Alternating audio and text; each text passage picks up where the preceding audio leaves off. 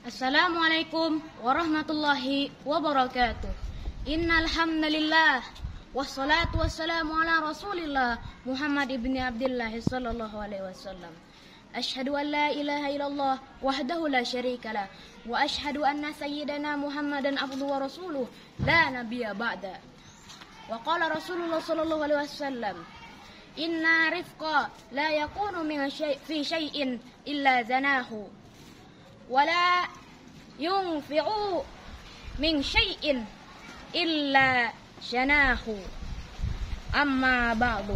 Hadirin jamaah rahimakumullah, puji serta syukur kehadirat Allah subhanahu wa ta'ala, yang mana berkat rahmatnya lah kita dapat melakukan kegiatan yang menebar daripada kebaikan. Tak lupa salawat serta salam hadirat baginda alam Nabi besar Muhammad sallallahu alaihi wasallam, yang mana semoga kita dapat mendapatkan syafaatnya yaumil qiyamah. Rasulullah sallallahu alaihi wasallam merupakan suri tauladan akhlak mulia yang sempurna, dan Rasulullah sallallahu alaihi wasallam diutus ke dunia ini untuk memperbaiki daripada akhlak manusia, terkhusus umat Nabi Muhammad sallallahu alaihi wasallam. Ada beberapa contoh kisah Rasulullah sallallahu alaihi wasallam yang dapat menjadikan bukti daripada Rasulullah sallallahu alaihi wasallam berakhlak mulia. Kisah pertama, ketika Rasulullah sallallahu alaihi wasallam berdakwah di salah satu kota yang bernama Thaif. Ketika Rasulullah sallallahu alaihi wasallam datang di kota Thaif, beliau tidak disambut meriah seperti beliau datang di kota Madinah. Tidak diberikan ahlan wa sahlan, tidak disambut secara meriah, namun ditolak mentah-mentah. Rasulullah sallallahu alaihi wasallam dilempari oleh batu, dilempari oleh kotoran unta, dilempari oleh kotoran manusia hingga tulang unta, sehingga Rasulullah sallallahu alaihi wasallam berlindung di sebalik bukit. Ketika Rasulullah sallallahu alaihi wasallam sedang berlindung, datanglah malaikat Zambal lalu berkata, "Ya Rasulullah, pilih bukit mana yang paling besar, akan kutimpakan ke kota Thaif tersebut." Rasulullah sallallahu alaihi wasallam menjawab, "Janganlah wahai malaikat, mereka sungguh tidak tahu aku ini siapa." Lalu Rasulullah sallallahu alaihi wasallam pun memanjatkan kedua tangannya seraya berdoa, "Ya Allah, ampunilah mereka. Ya Allah, jadikanlah dari tulang sulbi mereka, jadikanlah anak cucu mereka semuanya adalah hamba-hambamu." Terbuktilah ucapan daripada Rasulullah sallallahu alaihi wasallam, yang mana seluruh warga masyarakat kota Thaif pada hari ini berkata, "Asyhadu an la ilaha illallah wa asyhadu anna Muhammadur Rasulullah." Hati yang terluka pasti akan marah, tapi berbeda dengan Rasulullah sallallahu alaihi wasallam yang memiliki akhlakul karimah yang sempurna. Rasulullah sallallahu alaihi wasallam merupakan suri tauladan yang paling mulia. Kisah yang kedua, ketika Rasulullah sallallahu alaihi wasallam berada di gurun pasir, ia melihat daripada seorang nenek tua yang membawa kayu bakar di punggungnya. Rasulullah sallallahu alaihi wasallam pun menghampirinya seraya ingin menolong. Rasulullah sallallahu alaihi wasallam pun menolongnya hingga sampai ke tujuan.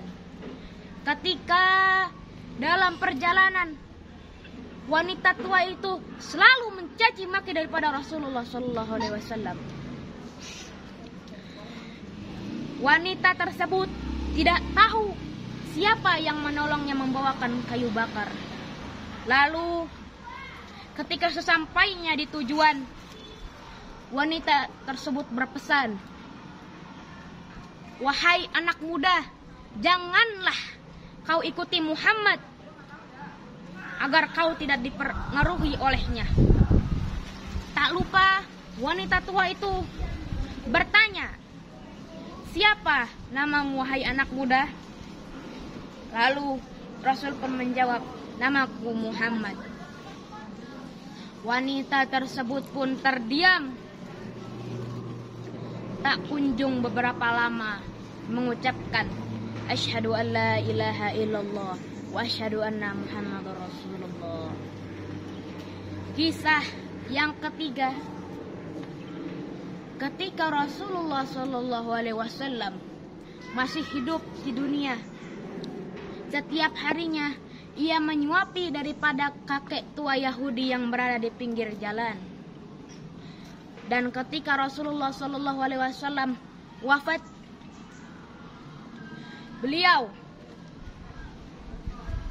ketika Rasulullah Shallallahu Alaihi Wasallam wafat,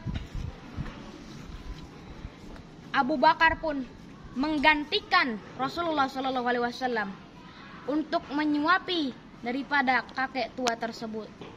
Ketika datang Abu Bakar untuk menyuapi daripada kakek tua tersebut, ketika kakek tua itu disuapi, seraya ia berbicara terus memaki daripada Rasulullah SAW, hingga hati Abu Bakar merasa kesal. Ia lalu menyuapi kakek tersebut dengan tergesa-gesa. Kakek tersebut yang menyadari hal tersebut, seraya kakek tersebut yang menyadari hal tersebut lalu berkata, kau bukanlah orang yang biasa menyuapiku, karena orang yang biasa menyuapiku itu selalu datang lalu menyapa daripada kabarku. Lalu ia menyuapiku dengan lemah lembut, tidak seperti engkau. Abu Bakar pun menjawab, aku memang bukan orang yang selalu menyuapiku, yang selalu menyuapimu, karena orang tersebut sudah meninggal dunia. Kakek tersebut pun menangis sejadi-jadinya, seraya bertanya, kenapa orang sebaik itu bisa meninggal? Lalu Abu Bakar pun berbicara, maukah kau kuberitahu nama orang tersebut? Lalu Abu Bakar pun memberitahunya, ialah Muhammad, ialah Rasul. Lalu kakek tersebut lebih menangis sejadi-jadinya. Lalu daripada itu, itulah beberapa kisah yang menjadikan Rasulullah SAW suri tauladan terbaik. Rasulullah SAW selalu berpesan kepada para sahabatnya, seraya dengan hadis ini. Qala Rasulullah SAW, telah berkata Rasulullah SAW, inna rifqa la yakunu fi syai'in illa zanahu wala yungdhi'u min syai'in illa syanahu. Sungguhnya kelemah lembutan itu tidaklah ada pada sesuatu kecuali itu menghiasinya. Sebaliknya, jikalau kelemah lembutan itu dicabut dari sesuatu, maka akan menjadikannya buruk. Marilah kita senantiasa bersikap lemah lembut terhadap tumbuhan, hewan, dan manusia. Maka daripada itu, cukuplah apa yang saya sampaikan ini. Daripada itu, apabila ada salah tutur kata ataupun perilaku saya minta dibukakan pintu maaf. Wabillahi taufiq wal hidayah. Wassalamualaikum warahmatullahi wabarakatuh.